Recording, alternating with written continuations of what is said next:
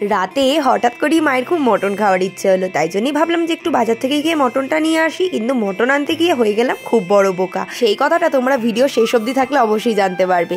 আর এইদিকে দেখো আমি তো মটন নিয়ে হাজির হয়ে গেছি। এত বড় বোকামি করে এসেও মাকে দেখো মটনটা দিয়ে বলছি, মা দেখো কি ভালো ভালো পিস করে এনেছি না। মাও বলছে যে হ্যাঁ তো ভালোই তো। কিন্তু এইদিকে তো বাবাও ঘরে নেই, আর বোকামোটা ধরতেও পারেনি বাবা। আর তার মধ্যে সামনে যে দোকান থেকে বাবা মাটন কেনে সেই দোকানটাও সেই দিন বন্ধ ছিল, তাই আমি বেড়ে পাকাও মেরে অন্য দোকান থেকে মাটন নিয়ে চলে এসেছিলাম। আরে দাঁড়াও এই বললামির ঘটনাটা আবার একটু বাদে শুনবে, আগে একটু রান্নাটা দেখে নাও। এইদিকে দেখো মা তো মটনটা ভালো করে ধুয়ে নিয়েছে, তার মধ্যে দিয়ে দিলে একটু পরিমাণ মতো টক দই আর পরিমাণ মতো লবণ দিয়ে ভালো করে মাখিয়ে নিচ্ছে। এই মাখাটাকে না যতক্ষণ বেশি রাখতে পারবে তত মাংসটা সফট হবে। আর অন্যদিকে আমি আরেকটা কড়াইয়ের মধ্যে কিছুটা জল বসিয়ে দিচ্ছি গরম হওয়ার জন্য, যেখানে আমি মাটনটাকে সেদ্ধ করতে বসাবো। তোমরা যদি চাও প্রেসারেও সেদ্ধ করতে পারো। যেহেতু দই মাখানো ছিল, মাটন কিন্তু সেদ্ধ হতে খুব একটা বেশি সময় নেবে না। দেখো মাটন যেরকম সময় নেয় সেদ্ধ হতে, তার থেকেই পরিমাণ মতো সময়টা কম নেবে। তা বলে এইটা ভেবো না যে মুরগির মাংস সমান সময় নেবে, এটা কিন্তু হতেই পারে না। আর এইদিকে দেখো মাটন তো সেদ্ধ হয়ে গেছে ভালো মতো। আর আরেকটা কড়াইয়ের মধ্যে আমি কিছুটা সর্ষের তেল গরম করে তার মধ্যে একটাই আলু দুফালি করে ভেজে নিচ্ছি। আলুটা ভালো করে ভাজা হয়ে গেলেই একটা বাটির মধ্যে তুলে রেখে সেই তেলের মধ্যে গোটা গরম মশলা, শুকনো লঙ্কা, তেজপাতা আর কাঁচা লঙ্কা ফোড়নে দিয়ে ভালো করে ভাজা ভাজা হলে তার মধ্যে পেঁয়াজ কুচিটা দিয়ে ভালো করে নাড়াচাড়া করে নিতে হবে। পেঁয়াজটা ভালো করে ভাজা ভাজা হয়ে এলে তার মধ্যে টমেটোটা দিয়ে আরেকটু ভাজা ভাজা হতে দেবো। ভালো করে ভাজা হয়ে গেলেই আদা, রসুন, শুকনো গরম মশলাগুলো দিয়ে একটুখানি ভালো করে গ্রেভিটা ফুটতে দেবো। তার ফাঁকে আরেকটা গল্প তোমাদেরকে বলে দিই, যেটা বলছিলাম মাটনটা দেখার পর তোমাদেরকে আমি একদম ভালো করে বলে বুঝিয়ে দিচ্ছি।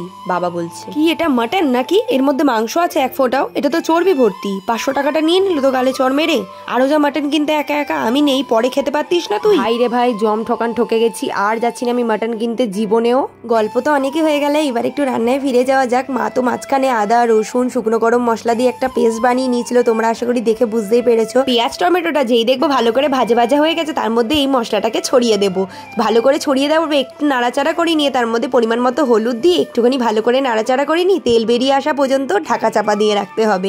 দেখো ভালো মতো তো তেল বেরিয়ে গেছে, আবার একটু নাড়াচাড়া করে সেদ্ধ করা মাটনটা দিয়ে দিতে হবে। সত্যি বন্ধুরা, আমি ভয়েস দেওয়ার সময় আমার সত্যি এত গাটা কসকস করছে যে পুরোটাই চর্বি দিয়ে দিল। চর্বি মানুষকে ফ্রিতেই দেয় মাটন কিনলে, আমি সেখানে চর্বি নিয়ে এসেছি মাটনের দাম দিয়ে।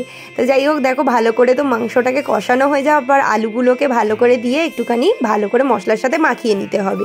এরপরেই এর মধ্যে মাটনের স্টকটা দিয়ে দেবো, যার মধ্যে মাটনটাকে সেদ্ধ করেছিলাম। এই জলে কিন্তু মাটনটা পুরোপুরি কষানো হবে।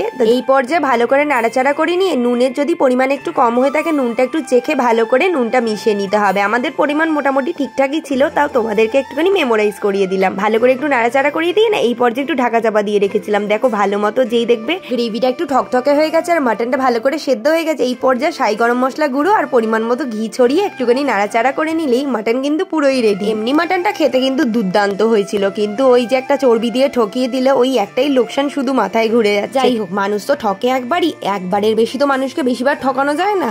উনি একবার ঠকিয়ে বড় লোক যদি হতে পারে তাহলে হয়ে যাক। এরপর থেকে তো আমি ওনার দোকান থেকে আর জীবনেও নেবো না, এটা তো মাথায় রাখতেই হবে। তোমরা কিন্তু জানাতে ভুলো না আজকের মাটনের ভিডিওটা তোমাদের কেমন লাগলো। যদি ভালো লেগে থাকে অবশ্যই কিন্তু সবার সাথে শেয়ার করতে ভুলবে না।